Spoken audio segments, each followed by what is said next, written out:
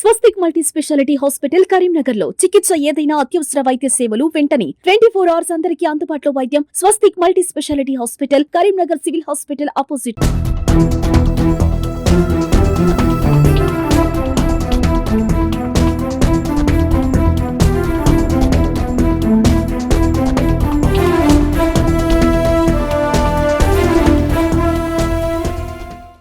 నమస్తే, welcome to Suma TV Karimnagar. నేను మీ అనిల్. ప్రస్తుతం మనతో ఉన్నారు మానకొండ ఎమ్మెల్యే డాక్టర్ కవంపల్లి సత్యనారాయణ గారు. ఒకసారి వారితో మాట్లాడదాం. అన్న నమస్తే అండి. నమస్తే. ఎలా ఉన్నారన్న? Fine fine. రాత్రి 9 అవుతుంది. ఏంటన్న పబ్లిక్ ఇంతమంది ఉన్నారు ఇప్పటికి కూడా? 12 దాకా కూడా ఉంటారు. జనాలకు సమాధానం ఇస్తున్నాం కాబట్టి డెఫినెట్ గా మా గోల వింటాడనే ఆశతోని ప్రజలు వస్తారు. ఎలా జరుగుతుందన్న అభివృద్ధి పనులు? బాగానే జరుగుతున్నాయి. బాగా జరుగుతుంది. ఓకే అన్న, పాయింట్లోకి వద్దాం. ఇటీవల మీరు దళితుల గురించి మాట్లాడుతూ చాలా ఆవేదన వ్యక్తం చేశారు. మా దళితులు అనేది తరతరాలుగా చీతకరంగా మారిపోయింది, ఆ దేవుడు మా రాత ఇలా రాశాడంటూ చాలా ఎమోషనల్ అయిపోయారు. అంటే ఇప్పటికి కూడా ఆ వివక్ష అనేది ఉందా అన్న? అంటే రాజకీయంగా పరంగా కూడా సామాన్య ప్రజల మీద ఇప్పటికీ ఆ వివక్ష కొనసాగుతుందంటారు? సామాజికంగా తప్పకుండా కొనసాగుతున్నంత కాలం అస్పృశ్యత, అంటరానితనం సామాజికంగా ఉన్నది కాబట్టి రిజర్వేషన్లు కూడా మేము ఇంకా ఉండాలని అడుగుతున్నాం. సో ఇది వేముల వీరేశం గారి విషయాన్ని ఇన్సిడెంట్ ఎలా చూస్తారన్నది? రాజకీయంగా చూస్తారా లేదంటే అది కుల వివక్షంగా దాన్ని ఎలా చూస్తారు మీరు? రాజకీయంగా అంటే మరి ఎవరో చెప్పకుండా 2 పర్యాయాలు గెలిచినటువంటి వేముల వీరేశంను చేయబట్టి లాగడం ఒక డీసీపీ అంతటి అధికారి ఓకే చేయడం బాగలేదు. అది కొంచెం ఇబ్బంది అనిపించింది. సో కరీంనగర్ సిపి అదేవిధంగా మానకొండూరు ఎమ్మెల్యే మధ్య అసలు వివాదం ఎలా జరిగింది? ఎక్కడ వచ్చింది అసలు మీ మధ్య? వివాదం ఎక్కడా లేదు. ఓకే, ఆయననే ఈ నియోజకవర్గంలో అన్ని పోలీస్ స్టేషన్లలో ఎస్ఐలను, సిఐలను వేసినారు. కొంతమంది హుజురాబాద్ లో వేసినటువంటి సిఐలను ఐజీ ఆర్డర్ ఇచ్చినా నేను మిమ్మల్ని చేర్చుకోను, మీరు జాయిన్ అయితే మీ సంగతి తోలు తీస్తా అన్నట్టు మాట్లాడినాడు. ఓకే, ఒకరైపోయారు, 2 అయిపోయారు, 4కి వచ్చాయి. వాళ్ళందరూ కూడా దళితులు కాబట్టి నేను మాట్లాడాల్సి వచ్చింది. అంతేగాని అంతకు మించి నాకు ఆయనకు వైరం లేదు. నేను మంచిగానే ఉండేది, ఆయనతో ఏం సత్సంబంధాలే ఉండేది. ఇట్లా చేస్తున్నారు కాబట్టి అక్కడ నా జాతి ముఖ్యం. ఓకే, ఆయన కోసం దాన్ని ప్రొటెక్ట్ చేయడం జరిగింది. అంతేగాని ఇక విధవలు కొంతమంది తడిపారగాళ్ళు నా గురించి ఏదో మాట్లాడతారు. ఇక్కడ ఉండి దమ్ముంటే ఇక్కడ వచ్చి మాట్లాడమను. నీలాగా భూమి కబ్జాలు చేసినామా లేకపోతే బెదిరించినామా మాట్లాడే ముందు ఆలోచించుకొని మాట్లాడు. అంతేగాని ఎట్లా పడితే అట్లా మాట్లాడతా అంటే బిడ్డ నీకు దమ్మే ధైర్యం ఉంటే రేపు పొద్దున రా ఇక్కడికి. వచ్చిన తర్వాత నీ సంగతి ఏందో నేను కూడా చూస్తా. నా జాతి బిడ్డలు కూడా వెయిట్ చేస్తా ఉన్నారు. అంటే కరీంనగర్ సిపికి ఉమ్మడి రాష్ట్ర వ్యాప్తంగా చాలా మంది అభిమానులు, అంటే ఇలాంటి సిపి మాకు ఉంటే బాగుంటది, ఉండాలి అన్నట్టుగా చాలా మంది కూడా వ్యాఖ్యలు చేసిన సందర్భాలు ఉన్నాయన్న. ఇలాంటి సందర్భంలో మీరు అతను కొంచెం వ్యతిరేకంగా మాట్లాడితే మీరు మైనస్ అయిపోరు జనాల్లో. నేను మాట్లాడింది ఆయన నేను ఒకటి కూడా చెప్తున్నా, చాలా మంది చాలా పనులు చేసిండు. ఏమి చేసినాడు జర ప్రజలందరికీ కూడా వివరించాలి.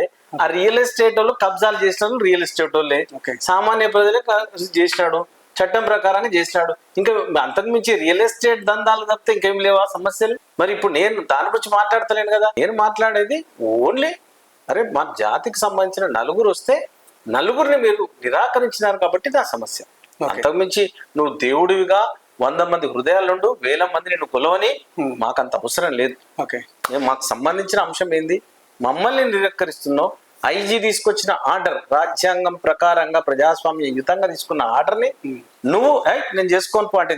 సో ఇది రోజు రోజుకి వివాదం ముదిరిపోతుందన్న. దీనికి చరమగీతం ఎప్పుడు మరి? ఇది ఫైనల్ మీరు ఏం చెప్పాలనుకుంటారు? ఈ వివాదం ఛానల్స్ లో అయితే ఆగట్లేదు, రోజు రోజుకు వస్తూనే ఉంది వివాదం అన్నది ఇద్దరి మధ్యలో.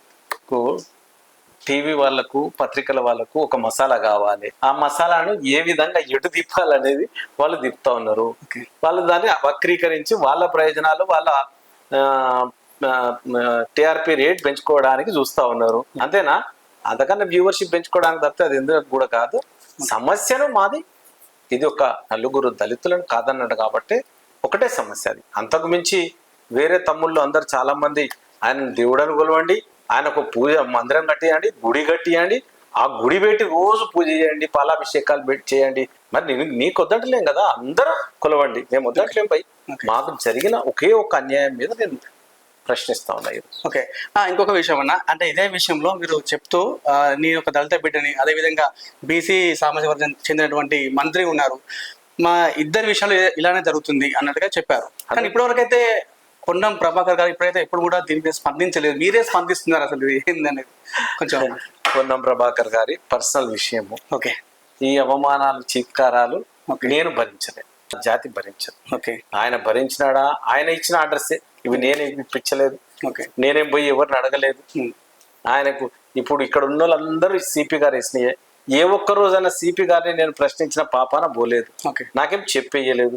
నాకు చెప్పేస్తే నా కీర్తి కిరీటాలు పెరిగాయి, చెప్పకపోతే తరగాయి. ఎప్పుడైతే జాయిన్ చేసుకోలేదు అన్నదే నాకు వచ్చేది.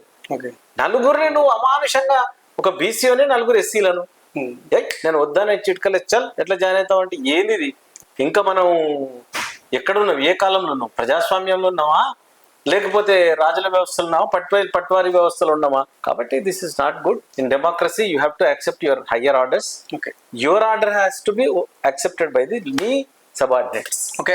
ఇంకొక కామెంట్స్ ఏంటంటే అన్న, సిపి గారికి దళితుల పైన ఎలాంటి వివక్ష లేదు. అలానైతే మానకొండ కాన్స్టిట్యూన్సీలోనే 3 దళితులకి అవకాశం ఇచ్చినటువంటి చరిత్ర కూడా ఉందన్నట్టుగా అట్లా కూడా కామెంట్స్. ఆయనకు తెలిసి ఇచ్చినాడు, తెలియక ఇచ్చినాడు, ఇక్కడ ఉన్న వాళ్ళని వేయించినాడు. నేనేమో అపోజ్ చేయలేదు. నాకు వాళ్ళ దళితులు అన్న విషయం కూడా తెలియదు. వాళ్ళ క్యాస్ట్లు కూడా తెలియదు. చీరాలు ఏం క్యాస్ట్ ఇంతవరకు నేను అడగలేదు. ఆయన బీసీ గొల్లా యాదవ్ అని మొన్నెవరో చెప్తా ఉన్నారు. అక్కడ ఉన్న నరేందర్ రెడ్డిని తీసేసింది ఆయనే. ఆయన అక్కడ ఎవరు వేసిండో కూడా నేను అడగలేదు. ఆ తర్వాత నరేష్ ఎక్కడ వేసిండో నాకు తెలియదు. ఆయన క్యాస్ట్, ఎవరి క్యాస్ట్ ఇంతవరకు కనుక్కోలే. అర్థమైందా? ఎవరు వచ్చి నాకు కంప్లైంట్ చేయలే. ఈ దళితులు కూడా నాకు కంప్లైంట్ చేయలే. నాకు బాధ అనిపించి మానకొండూరులో జరుగుతున్న పరిణామాలను చూసి నేను చెల్లించడం జరిగింది, స్పందించడం జరిగింది. ఫైనల్ కానీ నేను ఈయన నేషన్ ఆయన నేషన్ నేను ఎప్పుడు ఏ రోజు కూడా ఒక సబ్ ఇన్స్పెక్టర్ని ఈయన క్యాస్ట్ ఇది అని నాకు ఎప్పుడు తెలియదు.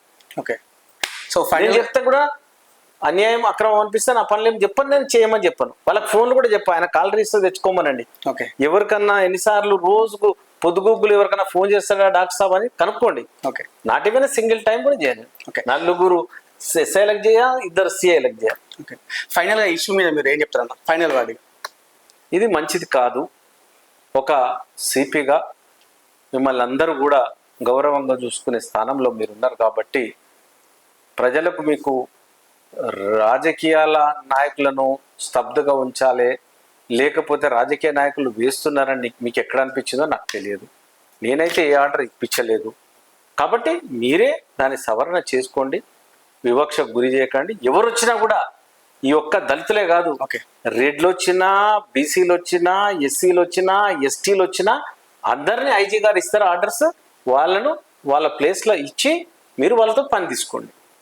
అంతేగాని వీడైతే నేను వస్తా, వీడైతే నేను తీసేస్తా, నాకు తెలియకుండా ఎట్లా వస్తావు, నువ్వెవరండి? అది నేను అడిగేది. ఓకేనా? ఫైనల్ గా మీకు సిపి గారికి మధ్య ఉన్నటువంటి వివాదం సద్దుమణి త్వరలో ఇదంతా సామరస్యంగా జరగాలని కోరుకుంటూ ధన్యవాదాలు.